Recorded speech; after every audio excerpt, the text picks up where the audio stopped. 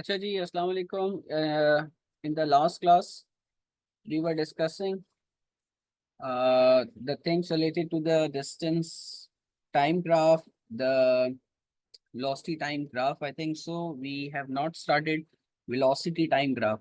ठीक है, तो मैंने यहाँ पे क्लास एंड की थी कि हमें जो डिस्टेंस टाइम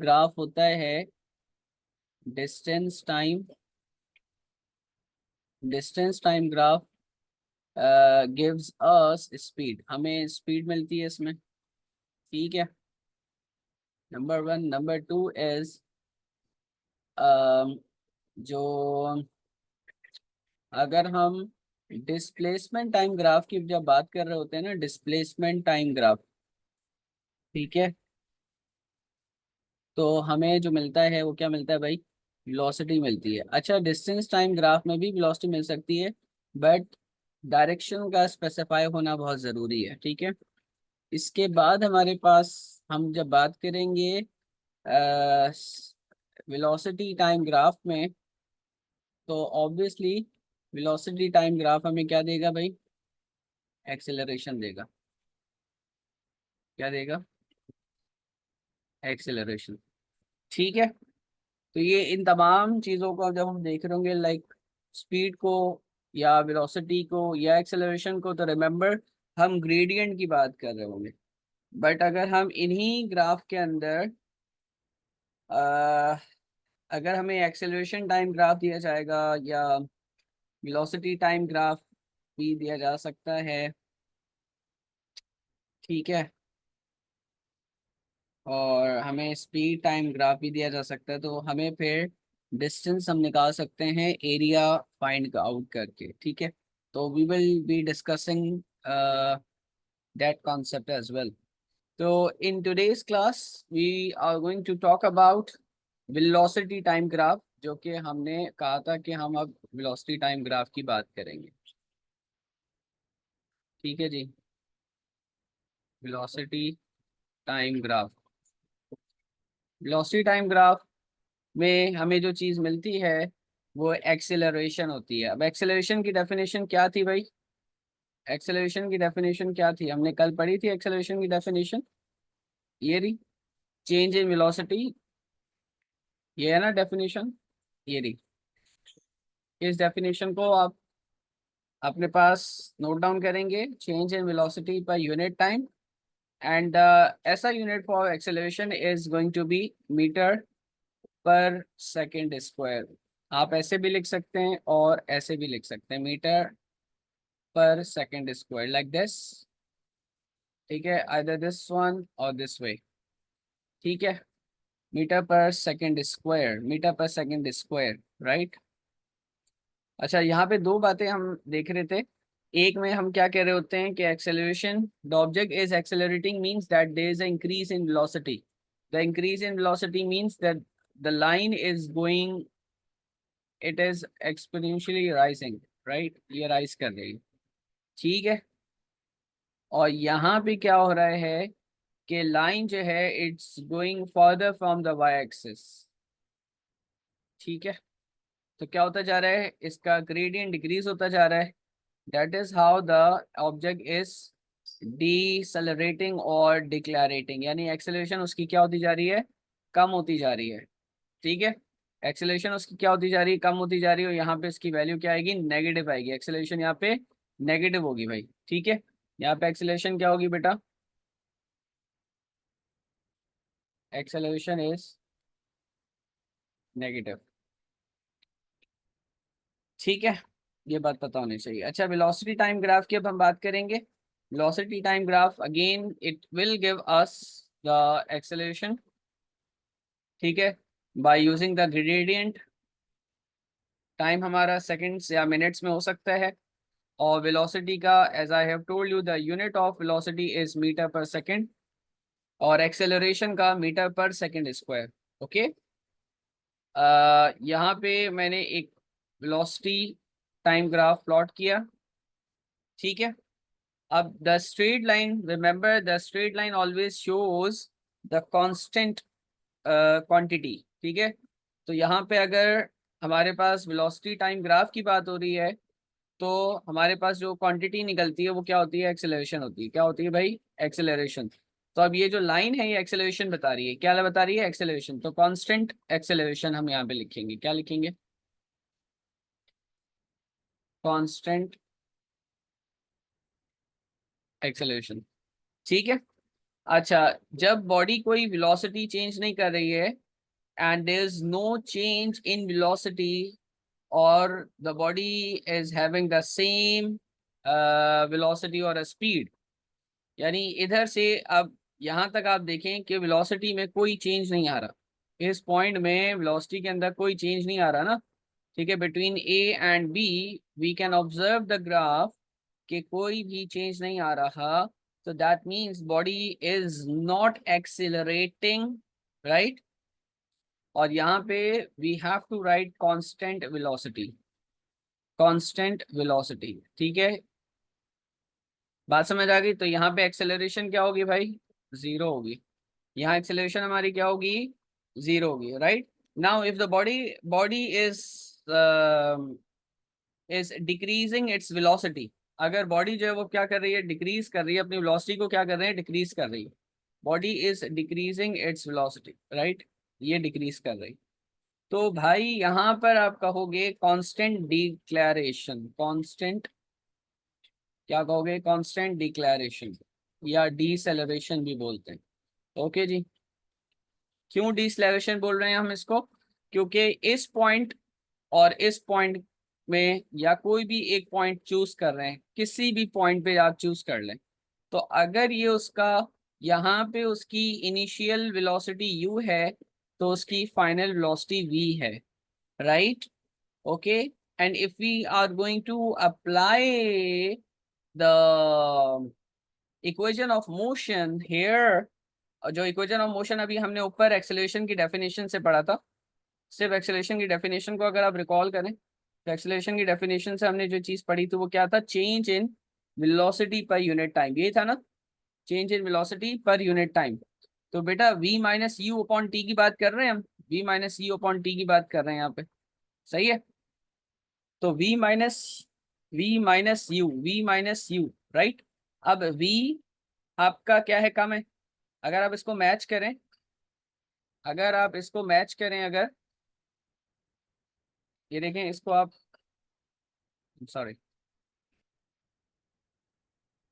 अगर आप इसको मैच करें तो आपको ये वैल्यूज मिलेंगी। तो ये वाली वैल्यू क्या होगी, बड़ी होगी, और ये वाली वैल्यू क्या होगी, छोटी होगी। This one is the less number, less value, ठीक है, जो कॉरेस्पॉन्ड कर रही है इस पॉइंट को।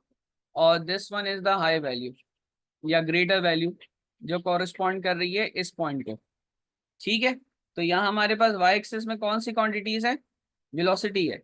तो हमें what are we going to apply here, हम लोग क्या अप्लाई कर रहे हैं, v minus u over t apply कर रहे हैं। सही है। तो अब आप मुझे बताएं कि v माइनस यू जब हम कर रहे हैं तो v is going to be the smaller और ग्रेटर, v जो है वो छोटा होगा या बड़ा होगा, v छोटा होगा। क्यों छोटा होगा, क्योंकि इस पॉइंट पे आके v क्या हो जाएगा, कम हो जाएगा as compare to this point. इधर इस पॉइंट के लिहाज से जरा देखें v की वैल्यू क्या है, इस पॉइंट के लिहाज से v की वैल्यू कम है, सही है। और इस पॉइंट पे देखें u की वैल्यू v से ज्यादा है, इस पॉइंट पे u की वैल्यू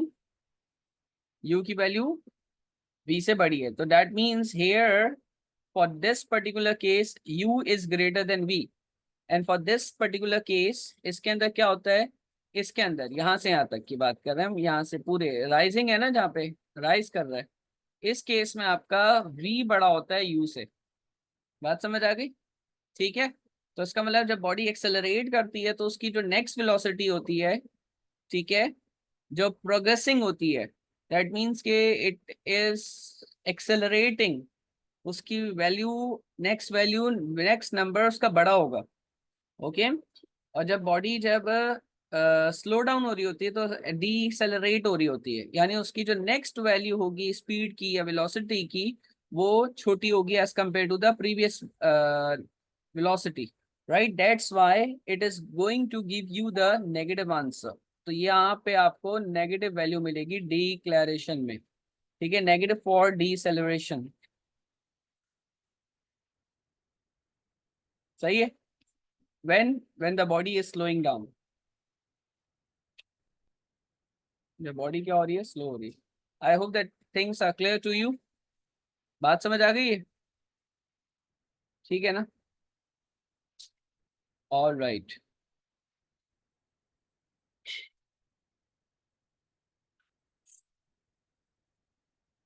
तो बेटा, जब बॉडी ऑब्जेक्ट या कोई भी मूविंग ऑब्जेक्ट था वो रेस्ट पर होता है, तो वेलोसिटी टाइम ग्राफ एक स्ट्रेट लाइन देता है और ग्रेडियंट जीरो हो जाता है। ठीक है? तो when gradient is zero, when gradient is zero, तो क्या होता है भाई? gradient is zero in velocity time graph। इसको हम vt ग्राफ भी लिखते हैं। I am sorry, vt graph, right? Velocity time graph. तो हमारे पास इसका मतलब क्या है कि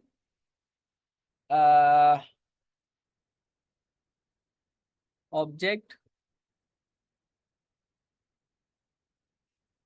is moving with constant speed or velocity, right? ठीक है। अच्छा जी।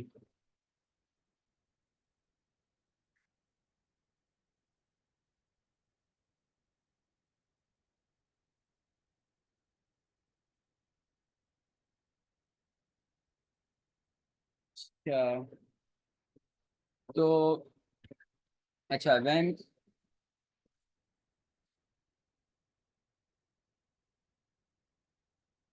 when the gradient is positive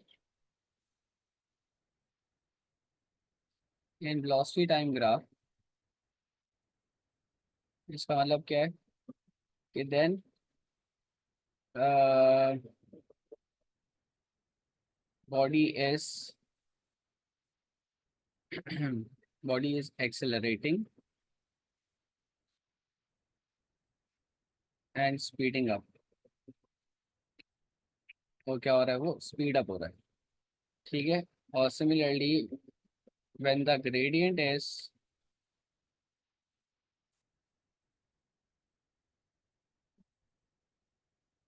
negative in velocity time graph, तो क्या होता है, then body is decelerating। और ये नेगेटिव कैसे होता है, ये अभी मैंने आपको समझा दिया है।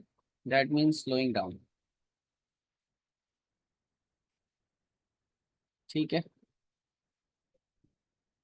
राइट?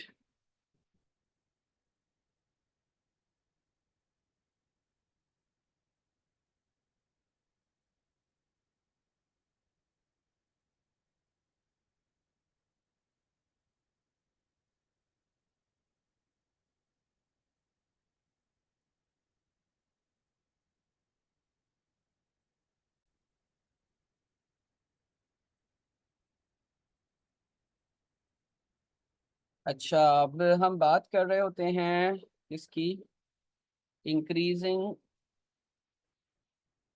एक्सेलरेशन और डिक्रीजिंग। अब आप इस ग्राफ के अंदर देख सकते हैं कि the body is speeding up, right, with the different amount. Different amount का मतलब ये है कि body is is increasing the, नहीं, हम इसको ऐसे कह सकते हैं कि जो एक्सेलरेशन जब भी इंक्रीज हो रही होगी ना, तो will always be represented by a curve line, right? कभी इंक्रीजिंग और डिक्रीजिंग की हम बात करेंगे, so there should be the curve line. और ये हमारी लास्ट क्लास में डिस्कशन हुई थी कि कर्व लाइन क्या शो कर रही होती है, वेरिएबिलिटी शो कर रही होती है। It is not showing a constant quantity, it is showing a variable quantity, right? तो जब हम बात कर रहे हैं इंक्रीजिंग या डिक्रीजिंग एक्सेलरेशन की इन अ वेलोसिटी टाइम ग्राफ, तो रिमेंबर कि हमारे पास कर्व होना चाहिए। ठीक है? और अगर हमारे पास, जैसा भी आपको मैं दिखा रहा हूँ कि ये कर्व जो है वो क्या हो रहा है, it is becoming steeper over time, right? It is becoming steeper over time. ठीक है, आप ये देख सकते हैं कि ये it is becoming more steeper over time. जैसे जैसे टाइम बढ़ता जा रहा है ये स्टीपर होता जा रहा है, ऐसा ही है नहीं है? ठीक है ना? तो पहले ये लेस स्टीपर था, it is becoming more steeper, that shows the acceleration is increasing. ठीक है जी, एक्सेलरेशन क्या हो रही है? इंक्रीज हो रही है। तो हम कैसे कहेंगे? The the curve is becoming steeper over time, right? और अगर मैं बात करूं कि डिक्रीजिंग एक्सेलरेशन कैसा होगा, तो आप डिक्रीजिंग एक्सेलरेशन में कैसे बताओगे भाई? तो यहाँ पे वही वेलोसिटी टाइम ग्राफ की हम बात कर रहे हैं। Velocity time graph metre per second में ले रहे हैं, टाइम हमारा, सॉरी, वेलोसिटी हम मीटर पर सेकंड में ले रहे हैं, टाइम हमारा सेकंड में आ रहा है। तो यहाँ पर it is going to be less steeper. ठीक है, so here is decreasing, here is what? Decreasing acceleration, या आप इसको दूसरी टर्म में क्या कहते हो? डिसलेरेशन। ठीक है, the curve, the curve is becoming less steeper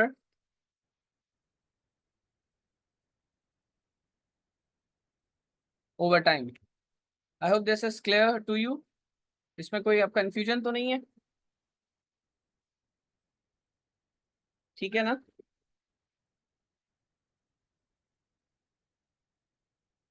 अच्छा जी, अब हम बात करते हैं, अभी तक जो हम जितने भी ग्राफ पढ़ रहे थे उसके अंदर हमने ग्रेडियंट्स की बात की थी। ग्रेडियंट की बात क्यों की थी? ठीक है, why have we talked about the gradient?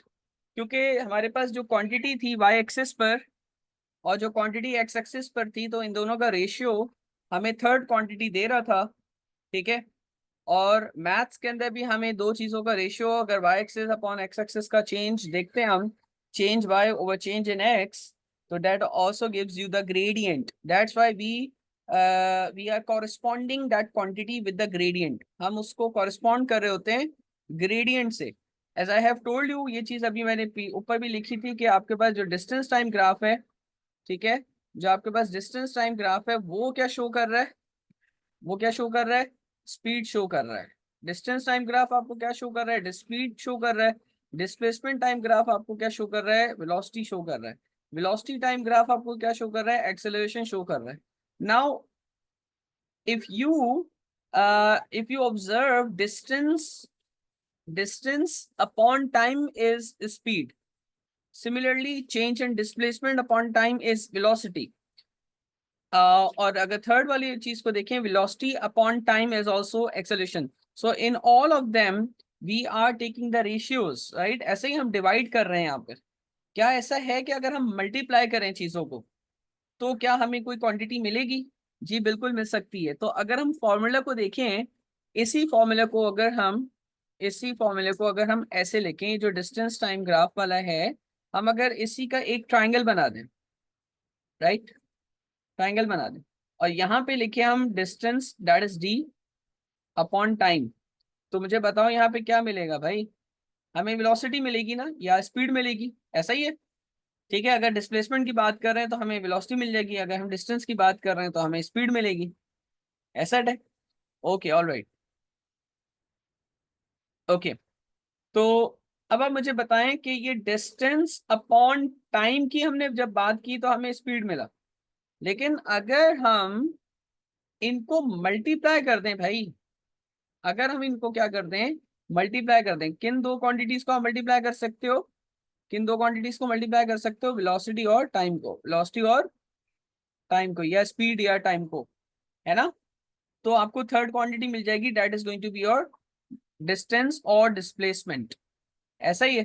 तो अगर हम दो चीजों को मल्टीप्लाई करें, like we have this, sorry, we have this thing कि हमारे पास स्पीड जो है, speed is distance covered by the body, distance covered by the body divided by the time taken, ऐसा ही है। तो अगर हम इसको मल्टीप्लाई कर दें, इसको शिफ्ट कर दें वहां पे, तो v मल्टीप्लाई बाय टी हो जाएगा और ये बन जाएगा वी टी। और हम इसको ऐसे भी लिख सकते हैं, v multiply by t is s, ऐसे भी लिख सकते हैं। दिस इज द डिस्टेंस और this is your distance two, ये भी डिस्टेंस हो सकता है।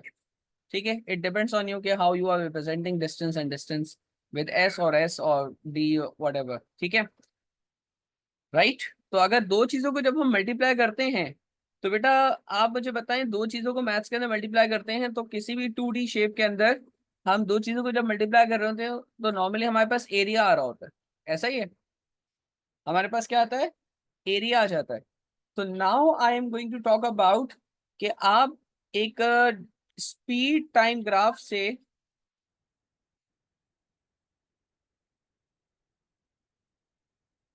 मैं बात कर रहा हूँ स्पीड टाइम ग्राफ की, स्पीड किसमें, मीटर पर सेकंड में। और हमारे पास अगर ये एक ग्राफ दिया हुआ है, राइट, ओके, और यहाँ पे ये इसको बिल्कुल स्ट्रेट लाइन बना देते हैं ताकि so that we can understand it better. अब आप मुझे बताओ कि क्या स्पीड टाइम ग्राफ के अंदर जो हमारा एरिया होगा, बेटा जो एरिया होगा हमारा स्पीड टाइम ग्राफ के अंदर जो एरिया होगा, बेटा कैन यू टेल मी कि ये area, area under this graph, ये आपको एरिया क्या शो करेगा, area, why am I talking about area, because I am going to multiply two quantities here, that's why we have to consider area. ठीक है, तो यहाँ पे जो एरिया होगा वो क्या बताएगा, एरिया क्या रिप्रेजेंट करेगा यहाँ पे, यहाँ पे जो एरिया रिप्रेजेंट करेगा वो वही चीज होगी जो आपने अभी यहाँ पे पढ़ी है, दो चीजों को मल्टीप्लाई करके तीसरी क्या चीज आ रही है, डिस्टेंस आ रही है। ठीक है, तो बेटा यहाँ पे एरिया किस चीज को रिप्रेजेंट करेगा, डिस्टेंस को रिप्रेजेंट करेगा, क्योंकि हम इस दफा स्पीड टाइम की बात कर रहे हैं, डिस्टेंस टाइम ग्राफ की बात नहीं कर रहे हैं। अगर हम डिस्टेंस टाइम ग्राफ की बात करते हैं तो हम ग्रेडियंट लेकर हम स्पीड बताते, ठीक है। लेकिन जब हमने बात की है स्पीड टाइम ग्राफ की, तो उस वक्त उनका एरिया हम कंसिडर करेंगे, because we are going to multiply them, क्योंकि स्पीड डिवाइडेड बाय टाइम नहीं होता कुछ, okay. Speed divided by time कोई क्वांटिटी को हम नहीं रिप्रेजेंट करेंगे, ठीक है। तो हमारे सिलेबस के अंदर जो चीज है कि स्पीड मल्टीप्लाई होगी टाइम से, तो हमारे आपके पास क्या आएगा, डिस्टेंस आएगा। और जब भी आप चीजों को मल्टीप्लाई करते हो तो you always get a area, right.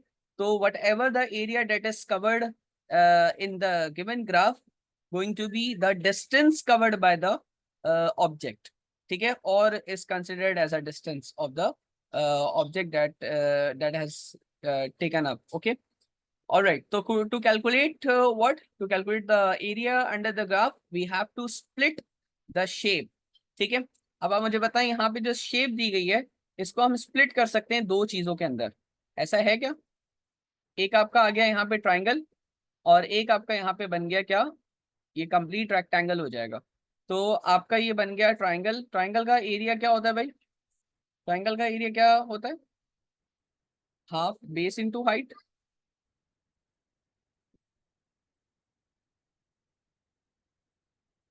और रेक्टेंगल का एरिया क्या होता है, क्या होता है भाई रेक्टेंगल का, बेस मल्टीप्लाई बाय हाइट कर लें, ठीक है, या लेंथ इंटू ब्रेथ कर लेते हैं, मर्जी आपकी, इस तरह भी लिख सकते हैं, ठीक है। तो मुझे बताओ कि आपका बेस, बेस में क्या है, यहाँ पे बेस में क्या है, जी भाई बेस में क्या चीज है, अल्लाह अकबर, जी बेटा बेस में क्या चीज है हमारा, हमारे पास बेस में क्या है, टाइम है ना, ठीक है। तो हमें याद रखना है कि यहाँ पे जो भी वैल्यूज दी जाएंगी ना, यहाँ पे जो भी वैल्यूज दी जाएंगी, ठीक है, हमने वो हाइट लेनी है, राइट। सिमिलरली हमने यहाँ पे जो टाइम दिया जाएगा हमें वो टाइम लेना होगा, और यहाँ का भी जो टाइम दिया जाएगा हमें उस टाइम को भी कंसिडर करना पड़ेगा, ये जो इधर टाइम। अब यहाँ के लिए याद रखना, इधर की बेस ये होगी यहाँ से लेकर यहाँ तक, राइट। तो आपने डिजिट्स को देखना है, कितने डिजिट्स आ रहे हैं यहाँ पे, ठीक है। और ये इधर भी इसकी हाइट कैसे निकालेंगे बेटा, इसकी हाइट आप इधर के डिस्टेंस जो वाई एक्सिस के इंटरवल्स होंगे उनको देखना होगा। इन दोनों एरिया को आप जब इन दोनों एरियाज को जब आप कैलकुलेट कर लोगे, ठीक है, this one is let's say this one is A1 and let's say this one is A2। तो आप इनका टोटल जो एरिया आएगा that is going to be your total distance covered, ठीक है। तो नेक्स्ट क्लास के अंदर हम इसको जो क्वेश्चंस हैं वो हम इसको देखेंगे, राइट। तो before that I would like to introduce another concept कि द ऑब्जेक्ट्स फॉलिंग फ्रीली या फ्री फॉल मोशन क्या होती है। What is free fall motion? Free fall,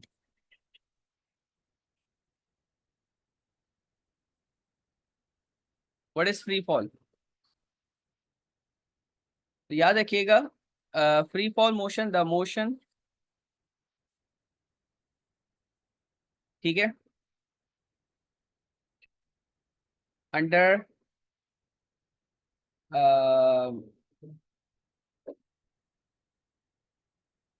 under uniform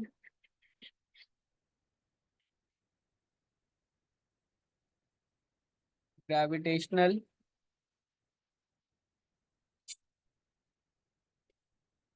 field,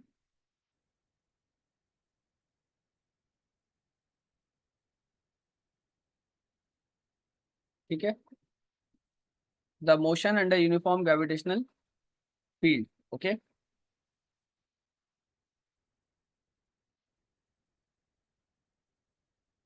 right.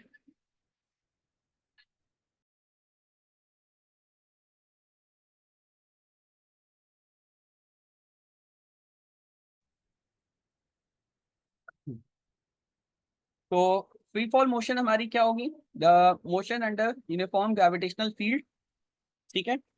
और रिमेंबर, हम ये कंसिडर कर रहे होते हैं कि only gravity acts on an object, right.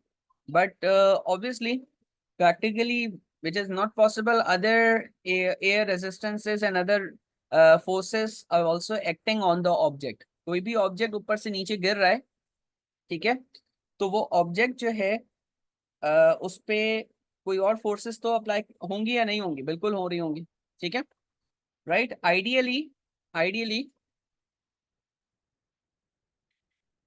Ideally only gravity acts on an object, right? Air resistance, and other forces, ठीक है, are negligible, right? But in reality,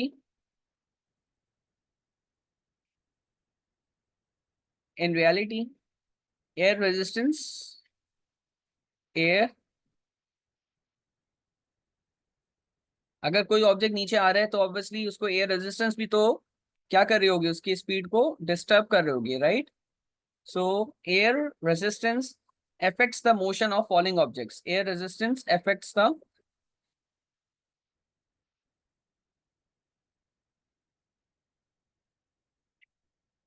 motion of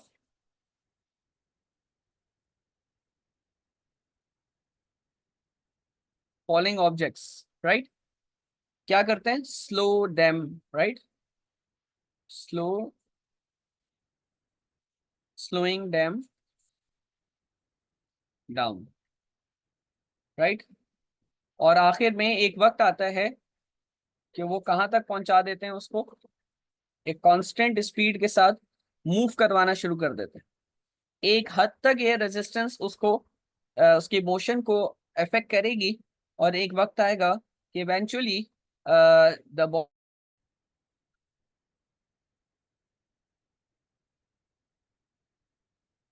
eventually, yes, So slowing them down and causing them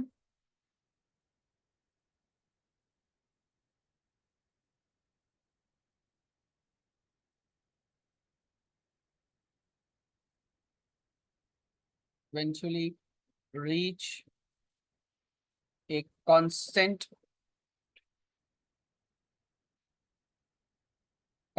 speed that is called a terminal speed velocity, और हम उसको terminal velocity का नाम देते हैं, और ये टर्मिनल वेलोसिटी को हम नेक्स्ट टाइम नेक्स्ट क्लास में देख रहे होंगे इंशाल्लाह, राइट? ठीक है। तो एक बात याद रखिएगा, जब भी ऑब्जेक्ट कोई फ्री फॉल मूव कर रहा होता है तो हर टाइम पे वो एक्सेलरेट भी हो रहा होता है, ठीक है?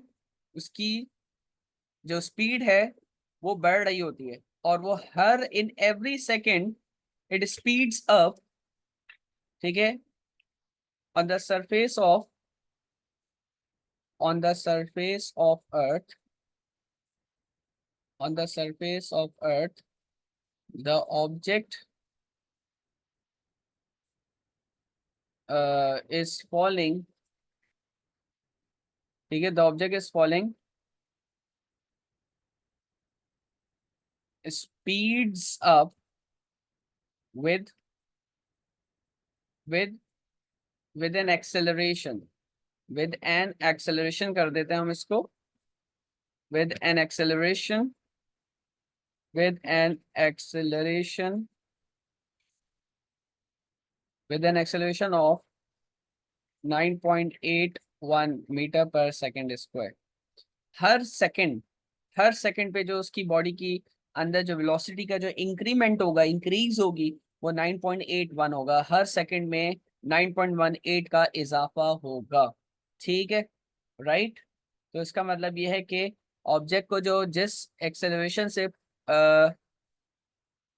ऑब्जेक्ट फॉल कर रहा है वो 9.81 मीटर पर सेकंड स्क्वायर है, ठीक है, and that is the acceleration due to earth, right? जो अर्थ की वजह से जो एक्सेलरेशन आ रही है आपकी, ठीक है, वो 9.81 है, राइट? किसी और अगर हम सरफेस पे चले जाएंगे so this value would be different, okay? तो how much time is left बेटा for our class to end? तो मैं इसमें टर्मिनल वेलोसिटी की बात कर लेता हूँ जरा, ठीक है? कुछ नेक्स्ट क्लास में फिर हम और मजीद इसको अनपैक करना होगा तो कर लेंगे। टर्मिनल वेलोसिटी को देख लें जरा।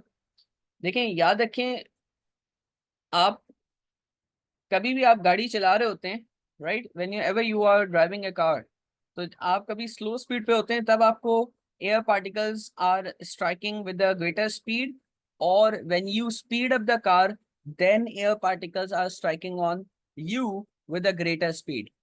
Obviously when you speed up the car तभी आपकी जो एयर पार्टिकल्स हैं वो और ज्यादा आपको हिट करते हैं with a greater speed, right? Similarly जब आप अपनी ऑब्जेक्ट की स्पीड जितनी ज्यादा तेज होती है, एक हद तक एयर रेजिस्टेंस भी बढ़ती रहती है, राइट? ठीक है।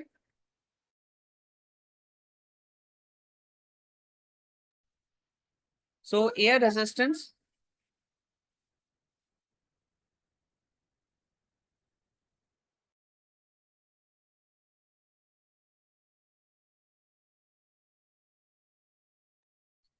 Resistance increases